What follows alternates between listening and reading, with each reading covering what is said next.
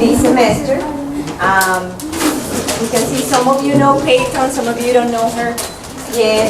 Peyton first, she's the growing forward specialist for Farm Credit Mid-America.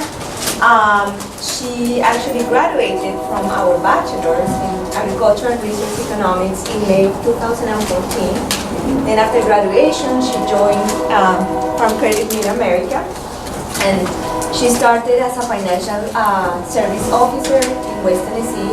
Now in December of 2014, she became the growing forward specialist, handling all the beginner and emerging markets portfolios for Kentucky and Tennessee.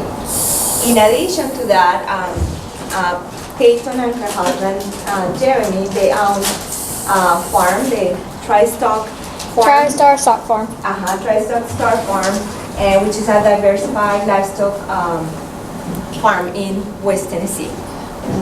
Without more introductions, I'm going to go and let Peyton start. Thank you very much.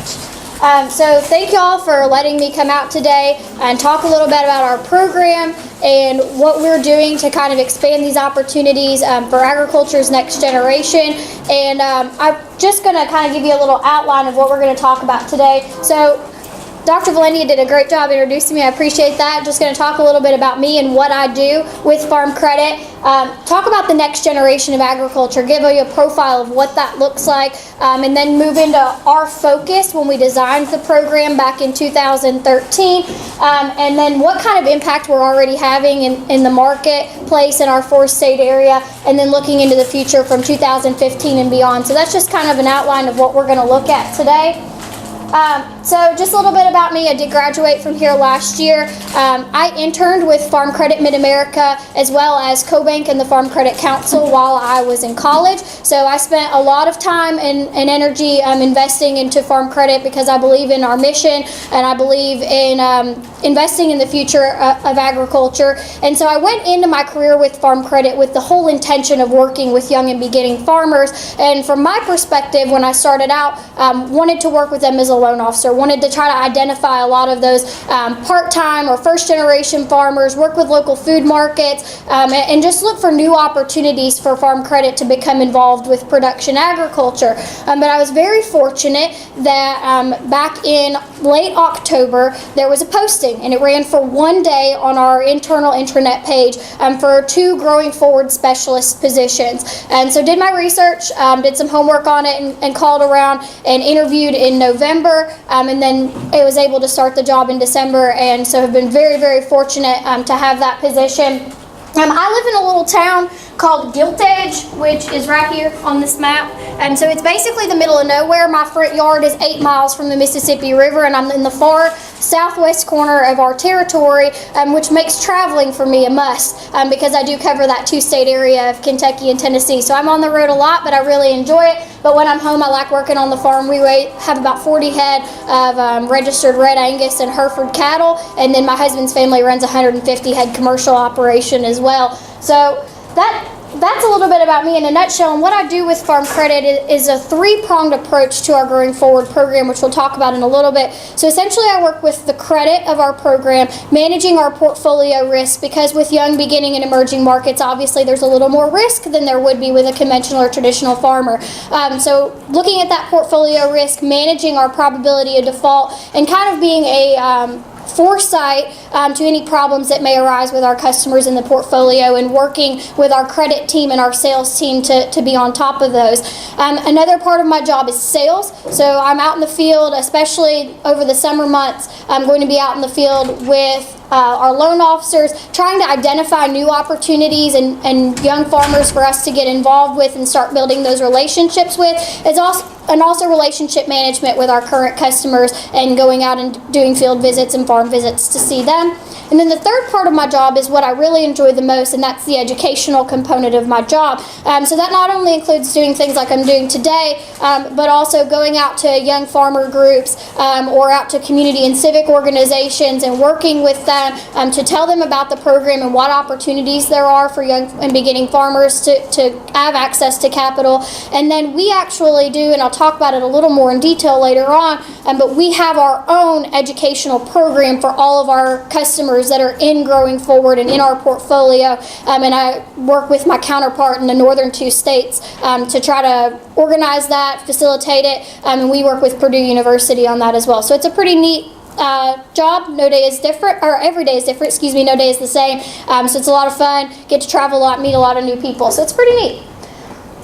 So the background for Growing Forward as a whole started kind of in 2012, 2013. So for those of us that are familiar with Farm Credit is a cooperative, and so we have a board of directors that are our farm customers from all 4 states, Indiana, Ohio, Kentucky, and Tennessee, and they kind of realized that we were doing a really horrible job of serving young and beginning farmers, and we really weren't investing in the next generation of agriculture very well. And so to kind of look at what agriculture is going to look like in the next few years. Right now, the average age of the American farmer is 57. That's debated. Some people say it's a little higher, some people say it's a little lower, but general consensus is somewhere in the mid-50s.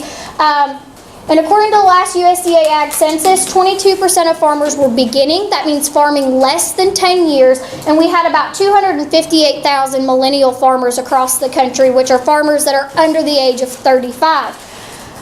The National Young Farmers Coalition has gone even a little further, and they've done some more surveys and more studies and discovered that 83% of first-generation farmers across this country use organic practices. Now, that does not mean that they're necessarily 100% organic, but some part of their operation with first-generation farmers, 83% of them use organic practices in some way. And then they've also identified that the 2 biggest barriers to entry into agriculture as a career is lack of capital and access to land, which is pretty common knowledge that those are 2 big issues facing young farmers. And this one is a really startling fact to me to think about, but 70% of our farmland across this country will change hands within the next 20 years. So we are at a very volatile time in agriculture's history. We're at a very transitional time where if we are going to continue to be a lender of agriculture, and if we're going to continue to have long-term relationships with production agriculture into the future, we know that we have to do something about this, and we have to do a better job of serving our young and beginning market. Colley and McVoy did a really good survey. I actually participated in it. Some of you may have been asked to participate in it, but it was a study across the country of millennials in agriculture, so whether they were in college, working in agriculture, in any facet of the market. And this is just a snapshot from one of their slides that they came up with after the survey, but 48% of millennials are discouraged from owning their own farm someday due to high cost of entry. And that's, almost half of young people that are interested in agriculture are discouraged and may not want to start a farm in the future or continue their family farm because it's very expensive to get into the business. And 15% are discouraged due to risks related to uncertainty in the ag industry.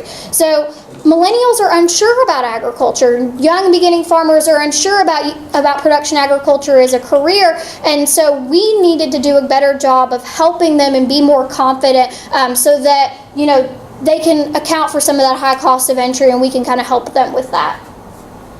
So when we started designing our program, the board of the directors tasked us with looking at our mission and looking at where we were doing a poor job of servicing this market. And so we decided to focus on 3 key areas. The first is young. So anyone under 35 years of age is classified as a young farmer, and that comes directly from USDA. So USDA Farm Service Agency has their own program. They have a young and beginning farmer program as well, and that's their classification of young. So that's kind of what we adapted there.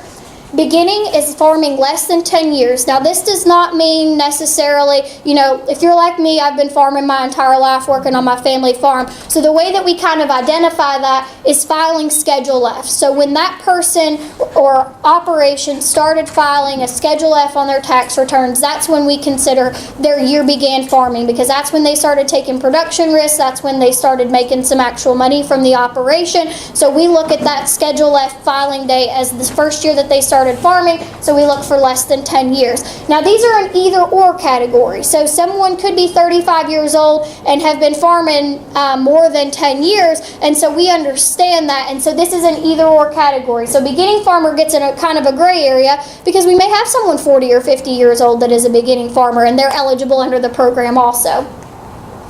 And then we look at emerging markets. So this is kind of your non-traditional agriculture. This is organic, local food, niche marketing.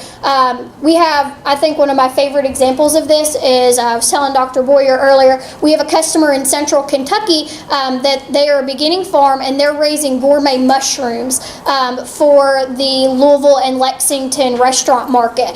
So that's kind of cool. We have a distillery up in Indiana that we're working with. Then they're doing like a local whiskey brew, and it's really neat with all locally sourced products. So any of that emerging market stuff kind of falls in under us too. So it's pretty neat. We have a really diverse portfolio, and it gives us the opportunity to work with a lot of different people that we wouldn't necessarily have the opportunity to work with in the past. So we looked and we did a study, and we figured out that during 2007 to 2012, the amount of young farmers or beginning farmers or small farmers in our territory doubled in that time span. But we had a special underwriting program at the time that was not widely used. It was not very well organized, and it was not its own separate program. It was just kind of a way to kind of squeeze these YBS farmers through. And the use of it actually declined during that period. So we kind of thought to ourselves, why on earth is our amount of farmers that fit into this category doubling, yet we are continuing to have less and less of that share of that market? And we realized that our existing standards for pretty much everything that we look for when we approve or deny a loan were unrealistic for young and beginning farmers to meet.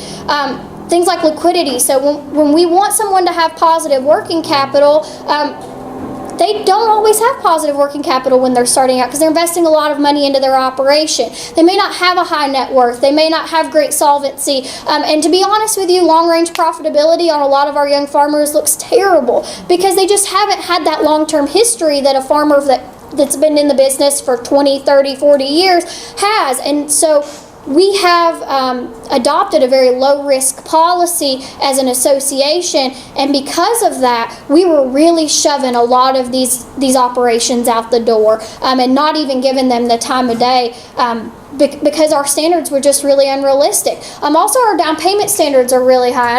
If anybody has ever tried to get a loan with Farm Credit, our ag mortgage down payment requirements is 25 or 35%. And for someone straight out of college or that is, starting up an operation, to come up with 25 or 35% down, especially up in Indiana where ground is still going for $10,000 or $15,000 an acre, it's just a lot to ask for them.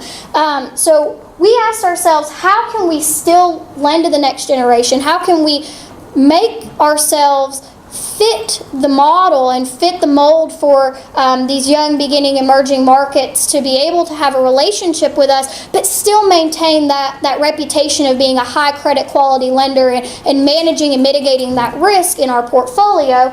And then we also asked ourselves, how can we continue to be a leader of dependable credit for agriculture in the next 20 years as that farmland continues to change hands? And so those were two big questions that we focused on when we really were designing and figuring out what we needed to do as a program. So we created Growing Forward in 2014, and the start of that originated with the hiring of one AVP to cover the entire 4-state territory, and she put, I think, 40,000 miles on her vehicle within the first 6 months because she was just running everywhere. And she's from Bluffton, Indiana, so she's got a long way to go for everywhere. So she kind of managed the program last year, and then in December, as I mentioned, they added 2 Growing Forward specialists. So Dakota Parent, who's my counterpart, covers Indiana and Ohio. I cover Kentucky and Tennessee. And so between the 3 of us, we are our own division under Farm Credit. So we're just like crop insurance, just like our agribusiness division that deals with our really large customers. We're separate from the field office, and we kind of do our own thing under the umbrella of the association. And so our focus, as I mentioned, is to kind of build relationships both internally with our sales staff and externally within the community and within the marketplace to improve the reputation of Farm Credit and to kind of let people know that, hey, we're making some changes and we can serve you now. And then also increase sales, obviously, monitor that credit risk because we knew that we had to keep an eye on that. That's a big part of that to make sure that we are not taking too much of a risk, and then provide educational opportunities. And overall, we were just seeking out better ways to serve our YBE market, and that's what we do every single day. I was telling someone earlier that this week I was at an event in Lexington, Kentucky, helping with the local food movement up there. So Kentucky has a really awesome deal going on with local foods right now, kind of in the Lexington and Louisville areas, and they are looking for ways to make a more mature local food market. And thankfully, they invited us, and we were able to be kind of part of that conversation and that strategic planning. So, every day we're doing new activities, new organizations that we're being involved with to figure out how we can continue to constantly improve our program and constantly improve our relationships out there in the marketplace. So, looking at our impact, or before we look at our impact, are there any questions right now about the program? I don't want to get too far out there before and not stop and ask if there are any questions so far. How are you making this information available? We conducted some focus groups with beginner farmers 2 years ago, and everything you have mentioned, they said if you don't have the capital, you cannot access to credit. But one of the issues that they were mentioning also where we really don't know where to go. If those programs are available, we really don't know that they exist. So how are you making yourself visible? How do you advertise this? I mean, other than jumping in your car and visiting the people, Right. How are you making this program available and making people aware that this exists? Okay, so when they hired Dakota and I, they looked for two completely different personalities, thankfully. So I'm kind of the credit person on our team, and I do more of the logistics and more of the credit side. But Dakota interned with our marketing department, so she's fresh out of school too. She went to Purdue, graduated last May, and she was also an intern with Farm Credit. So we're the same age, have all the same kind of life stuff going on. But she's a marketing person and a salesperson, and so she's actually on a committee right now within the marketing department to develop some strategic materials to help us promote the program, because right now it really is just us with boots on the ground, but eventually with Farm Credit's new branding standards that we have to adhere to, everything we do has to go through marketing as far as any promotional materials, and so she is working exclusively with them right now to kind of get that designed and figure out what that's going to look like. The biggest challenge that we've had is marketing to millennials is a lot different than marketing to traditional agriculture. So we're trying to investigate some new online media. We've revamped our website, and so eventually our website will have a growing forward page. And so if you Google loans for young and beginning farmers, Farm Credit Mid-America will start to pop up in that search, because it doesn't right now, because we don't have anything on our website about it. And so which is unfortunate, but it's just the way that marketing goes, and you just have to work with them and figure out what we can do and what we can't. And so we're trying to do a lot of studying right now to figure out what our best means are going to be, but that information and that material should come out probably Q3 of 2015. So we're keeping fingers crossed that's making its way. Any other questions before we move ahead? Okay, good deal. So our impact of our program. What we did was, first thing we did was relax our underwriting standards, obviously. We greatly decreased our solvency and profitability requirements. They still have to be profitable. Short range, we really want to see them at least at 1-to-1, so we at least need all debts covered. And we use debt coverage ratio as our key profitability factor there. We used to use long range, but now we're using short range. So we've relaxed those underwriting standards quite a bit. We actually don't have a working capital requirement for young and beginning farmers like we used to, which is pretty cool, and have given them a little bit more opportunity to have that analysis done and look at them from a more of a perspective. Also, what we've done with our underwriting standards is we rely on historical information. So with our traditional farmers, we use historical tax returns, size and scale information, profit and loss, to figure out what their earnings look like. For our young and beginning farmers in the program, we're actually able to use financial projections, because if a farmer is starting out, they may not necessarily have any historical Schedule F information, or if you're adding a 300-acre farm to a 300-acre operation currently and you're doubling your size, obviously that historical information is not going to be accurate. So we're trying to really rely on those projections and working with them to help them understand why a projection is important and why a realistic projection is important, especially moving forward into these volatile price markets that we're looking at in 2015 and ahead. So trying to help them understand that and relaxing those standards a little bit, but also going out forward and using those projections. We provide business planning assistance. So with all of our Growing Forward customers, they are required to complete a business plan, which is excellent because that's very rare, especially for young farmers, for them to actually have a business plan. And so we have a 5-page PDF. It's consolidating down to 3 pages this year, but we're trying to decide what all we're going to keep and what we're going to leave out. And basically, so this is kind of the front page of it. It starts out, describe your operation, provide a history, describe the ownership structure. And so what we found out was the best thing to do was not to say, okay, just give us a business plan, but to divide it out into a box format with questions where they can, it's almost like business planning for dummies, and where they can simply fill out the information without being overwhelmed. For example, most of us know what a SWOT analysis is, but most farmers don't necessarily know what a SWOT analysis is. So instead of just putting SWOT analysis, we put describe your operation's strengths. What makes you unique? Describe your operation's weaknesses. Where do you have some areas to improve? And so that actually gets them thinking about that rather than just giving them a blank template to look at. And then if you actually have the digital version of this, if you take your arrow and hover over the boxes, it provides some follow-up questions as well to kind of clarify what we're looking for in each area. And for every customer that comes in for the program, the FSO sits down with them and helps them complete the business plan. They'll bring in their financials, they'll bring in some information, and they walk through it with them step by step, let them take it home and work on it, and then we get it back before it ever goes in for submission. The educational training that I mentioned, so we do a 2-day seminar for all of our customers in the program, and it is a requirement for everyone that wants a loan in Growing Forward to attend this 2-day training. We do 4 a year. We've done 3 already, so we do 1 per state. So we've had Indianapolis, Columbus, and Nashville this year. We'll do Louisville in August. And like I said, we have Purdue University come in right now. We're working on phasing them out, but both of my counterparts are Purdue grads, so that's kind of why they got in the mix there when we first started. And so we do 2 full days of business planning, strategic management, financial analysis. And so I think one of the best parts of the program is we provide them with their updated year-end and beginning year and year-end balance sheets, historical tax returns, and if they have provided us with any projections for the next year, we go ahead and supply those, hand it to them in a packet when they get there.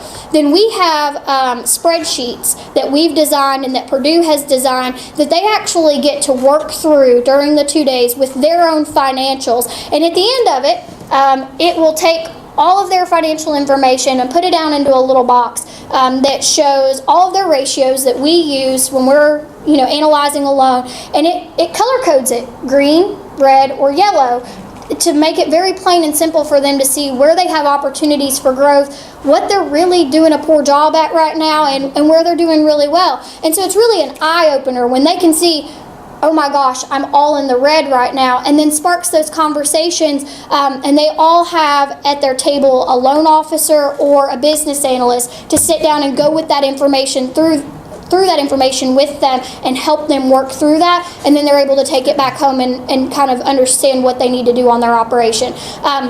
We also do some marketing stuff. Ron Hansen came from Nebraska this year and Indy to do some succession planning, and it's all expense paid. So they get themselves there, and we cover hotel, meals, the cost of the conference, everything. It's just that they need to attend within 2 years from their note date, and it's really a great educational opportunity to not only help them become better managers, but to also help them understand what it will take for a long-term relationship with Farm Credit.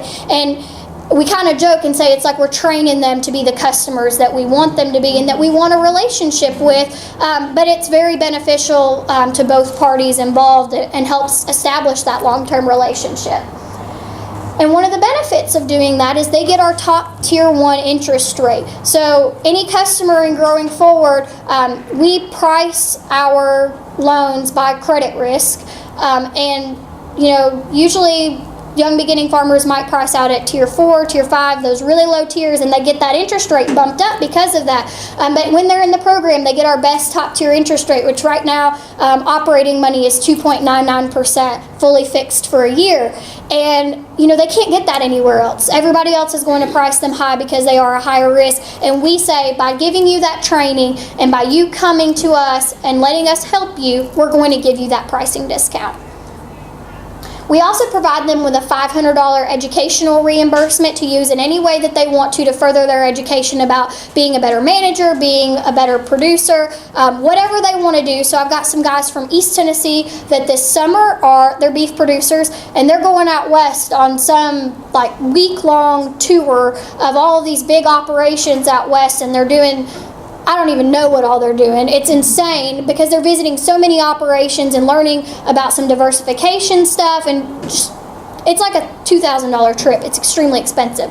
But we're providing them each with a $500 credit to reimburse them for that. Some of our guys have gone to some ag lending training that some of the universities put on, that's more geared towards producers. They can use this for if they want to go to a Young Farmers and Ranchers conference, and it's $500. If they use $100 here, $100 there, we can do it that way, or we can do it all in one lump sum. It's just up to $500 for each customer. And then they get a 3-pronged team. So they get not only the help of their sales staff, which is 99% of Farm Credit customers, the only person they ever see is who they go and pay their bill to in the office, and then their loan officer, and that's it. But Growing Forward customers see us a lot. And they not only see the Growing Forward specialist, they see their loan officer, but also they see our credit team. So all of our $1 million plus customers have to have an annual financial update visit with their FSO, their business analyst, and their Growing Forward specialist every year.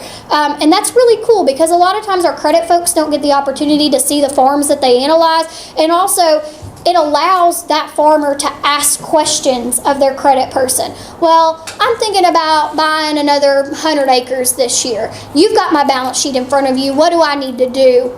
How do I need to be saving up? Or do I need to liquidate, some cows, or whatever do I need to do to get in a position to be able to do that? And that's really cool because they don't get to talk to the credit people very often.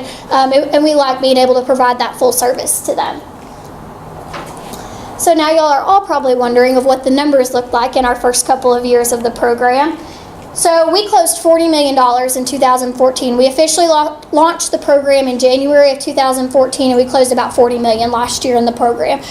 So that was a pretty big feat. We had a goal of about $20 million, so we doubled what our expectation was. We took $95 million in applications. So for everybody that thinks that we're approving everything that walks through the door, we're not. We approve about 50% still of what's walking in through the door. And some of that kind of stuff is auctions, that we might have 5 guys approved for the same land purchase, and 4 of those loans aren't going to close because there's only 1 tract of land to buy. This year, in 2015, quarter 1, we've already closed $21 million. And a lot of that is because we went ahead again at the end of 2014 and reevaluated our credit standards again. And one of the things that we did in 2015 that we did not do in 2014 was enhance our integrator standards. So we have a ton of poultry and hog loans, with contractors up, especially up in Area 1 in Indiana and Ohio.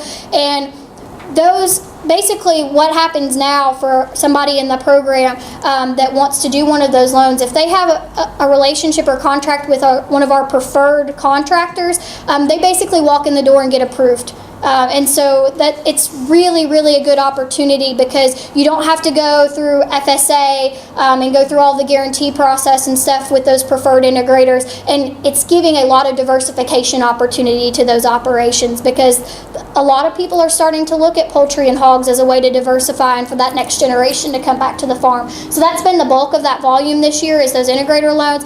Area 1 is kicking Area 2's tail, so I have been out in the field a lot with my Tennessee and Kentucky FSOs to get them kind of on board a little bit more and figure out where we're cutting up the slack. But yeah, so we've already closed 21 million this year, which is just outstanding. I mean, that's half of what we did in a whole year last year. 416 individual loans to date. That's not individual customers, that's loans. So if that kind of shows you what the volume looks like, we've got a couple loans that are down in like the $4,000 or $5,000 range, some small operating lines or some small equipment loans, and then we've got $1 million, $2 million plus mortgage loans in the program too. So there's a little bit of everything, and it's a lot of diversification. And especially in the portfolio, I mentioned the brewery and I mentioned the mushroom guys, but we've got everything you can think of. We've got tobacco. I've got a horse operation, saddlebred operation up around Lexington. We've got conventional row crops. We've got organic. We've got, I mean, literally everything that you can think of in the program. It's so cool. And the majority of these are young farmers. So that's kind of where we've been able to see a lot of the growth is that under 35. But it's just amazing to me. You meet new people every day to see what kind of operations we have in the program. And then, as I mentioned, we have got 4 Know to Grow conferences per year, and that's kind of what we dubbed our little conference. It's Know to Grow. It's kind of cutesy. You can tell it's all women in my program, and they're the cutesy ones, not me though. They do all that stuff, all the fancy stuff. So anyway, 4 Know to Grow conferences a year, and we are looking at basically doing. So right now they're all kind of at introductory level, but we've got customers wanting to come back for round 2, and so eventually we'll probably up this to 6 conferences, and so do 4 of the like level 1 and then do 2 like level 2 conferences where we'll go more in depth and do some more intense like financial management, and those will be very catered to what our operations look like. So like Purdue does a great job in Indiana because Indiana, I mean, that's where Purdue does most of their research. And so when they came down and did our Know to Grow in Nashville and they start running their numbers with like $15,000 an acre ground, my old boys in West Tennessee about had a heart attack because, you know, they're like, we paid like $3,000 an acre ground and they're freaking out. But then the same, when I took my case studies up to Indiana, they saw cotton in my case study and had a conniption fit. So it was kind of funny. So we are looking at trying to diversify those conferences, and we're in the process of reevaluating those right now to make them more catered to what those customers look like in each state, and try to make it a little bit more realistic and specific for them because we have a lot more livestock down on this side than they do up there. So our goals for 2015, these are kind of lofty, but I think we're going to get there. So $65 million in new money, that's our 100% goal. We're hoping for $75 million, and I hope that we can get there. 70 field visits, so that's between Dakota and I, so that's both areas. I have 15 regions in my area, and so I have to visit at least all of them at least twice, and then plus 5 more. So that's kind of where we got that logic from. And then 50 speaking engagements, so we each have a goal of 25 apiece to get out in the community or out to universities and try to make the program a little bit more well known. And looking ahead to this year and beyond, we are looking at, how many of us are familiar with the microloan program that FSA does? Anybody? Couple? So FSA does a program right now,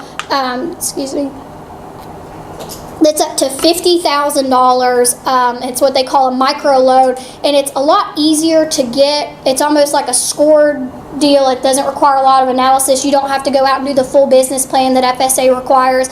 I have one because it's really low interest rate. It's about 2% on equipment. We did one for a tractor last year. It's really easy and kind of gets all the government garbage past you, it's not as bad as like a direct loan. So we're working on doing something like that would be more of like an ag scored deal, that would be more of like a computer approval type thing for anything under like $50,000. And then we're also working on a working capital loan, which would be a 0% interest or a deferred payment to kind of help with some of those working capital gaps that we anticipate coming up in the next few years.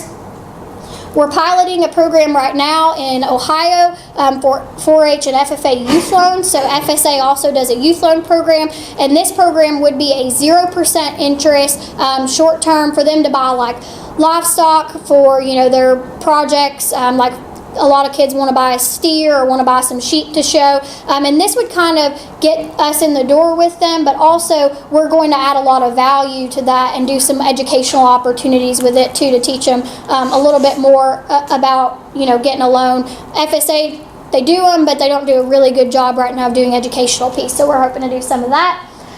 Continuing education, so not just our level 2 No to Grows, but we're also looking at designing some online coursework that folks could participate in to help them understand business planning or financial management or whatever they were interested in, and designing that for them to be able to log into and work on. We're doing some studies with minority farmers right now to try to figure out how we can better serve them, because that is a very underserved area of our portfolio. And then partnerships, and this is just area 2, so this is just stuff that I'm working on right now. So Center for Profitable Ag has approached us about helping them with some beginning farmer education, and they've got a grant proposal in right now that will be helping design and facilitate that education across the state, so that's pretty cool. Bluegrass Local Foods is what I mentioned earlier. That's that Lexington, Louisville area local food structure, and we're doing a lot of cool stuff with them on strategic planning. Bring It Food Hub is the local food hub in Memphis, and working with them right now to provide them with some stewardship dollars, so they need free money, all that they can get it because they're a nonprofit, and then also working to bridge a network with their growers and their cooperative members to help get them better access to capital, because that's something that they're really struggling with right now.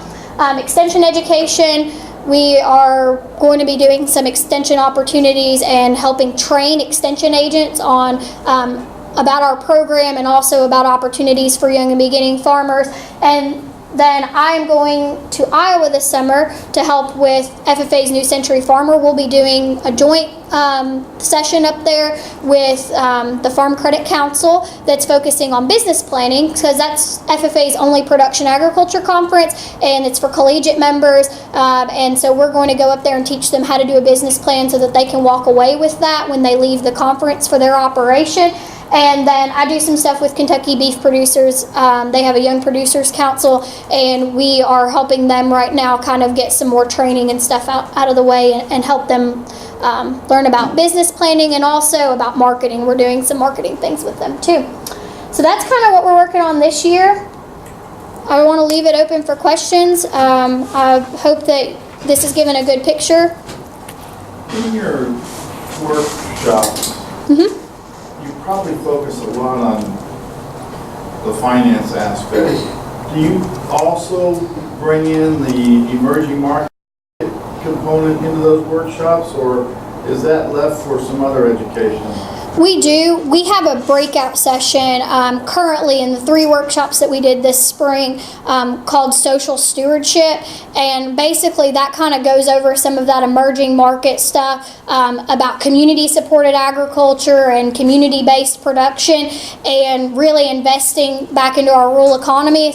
One of the things that we got on our feedback surveys was that we did need some more in that area, and so as we reevaluate for our August seminar, and then as we look into 2016, that will be something that's on our radar. Plus right now the number of operations that we have that are focusing on that emerging market is very minimal, but as that continues to grow, we will probably wind up having at least a 1-day workshop for them to all get together and come through some ideas and stuff.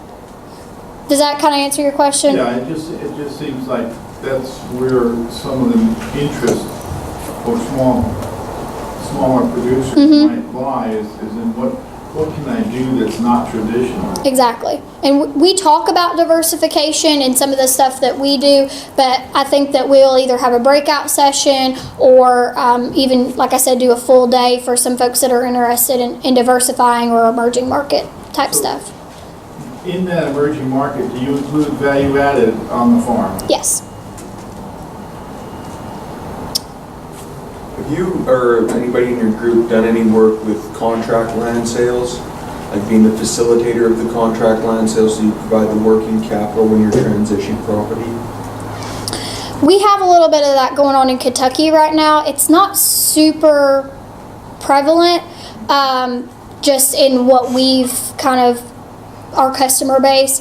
But I think that, especially I'm talking to some guys up in Lexington this week, that's kind of a big deal up there. And so we haven't worked a lot on it yet, but I think that that's probably coming down the pipeline as the program grows a little bit. It's a good way to build a relationship, because you're basically, the bank wouldn't be taking on the risk, but they would be building the relationship with both the younger producer, but then also potentially the landowner. Mm-hmm. Yeah, like I said, we haven't done a lot of it yet, but I think it's coming.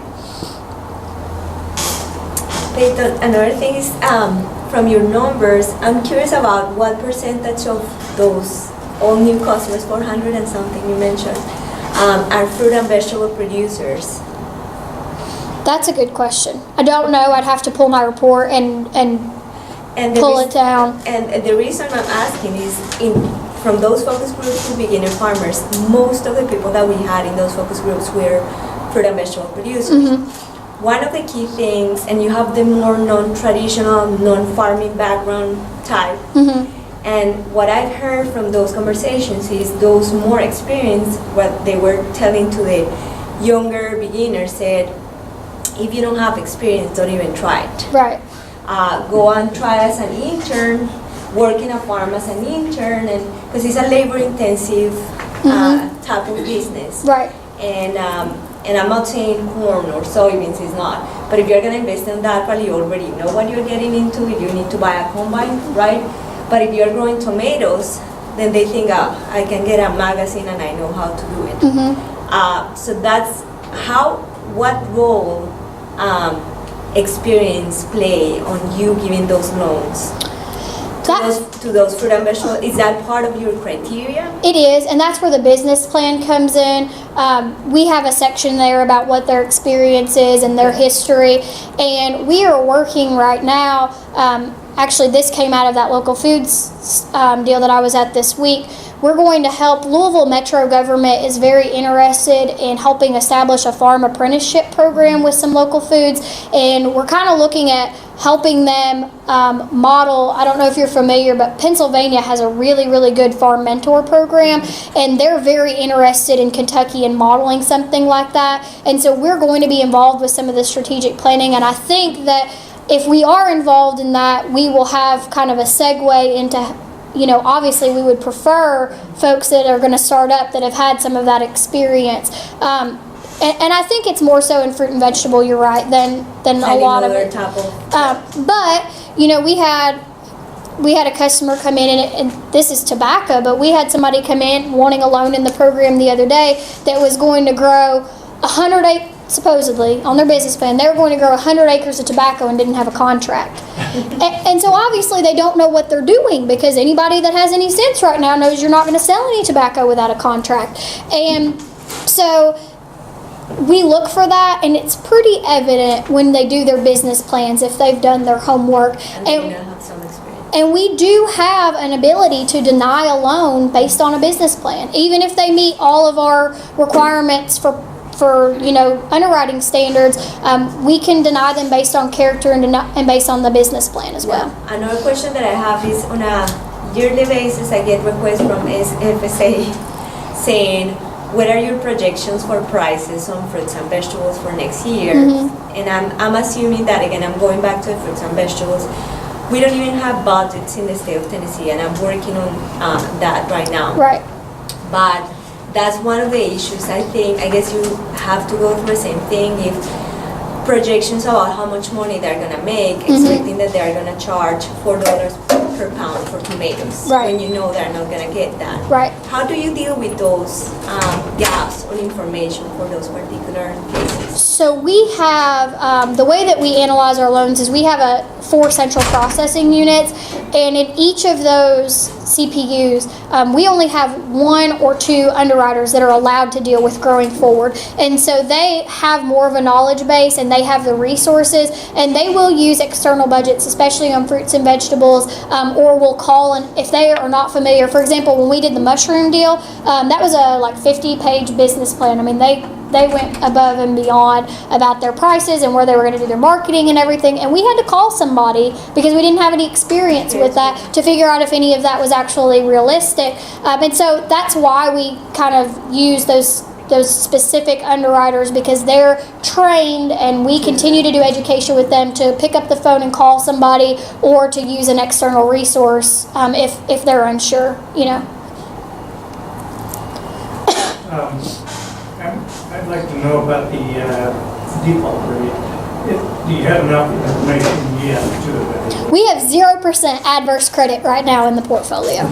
But we are entering into renewal season, and I looked at the report yesterday for Area 2, and I have $800,000 that's past due. And those are all April 1 renewals on line of credits. So Monday morning, when I get back to the office, I'll be picking up the phone and calling my loan officers and figuring out what's going on there. And that's part of the job, is having to figure out if we're going to have default. Thankfully, Farm Credit has a special division, so we have a special accounts unit that kind of handles our problem accounts before they actually go into default, and find every solution possible. And they work very closely with Growing Forward. Them and our risk management team both work very closely with us to do that. If we need to, we will pick up the phone and call them after we talk to the loan officer before things get kind of south. So next week I might have some more information on that, but I've got some phone calls to make based on those reports yesterday. Okay, there are more questions, please. Thanks.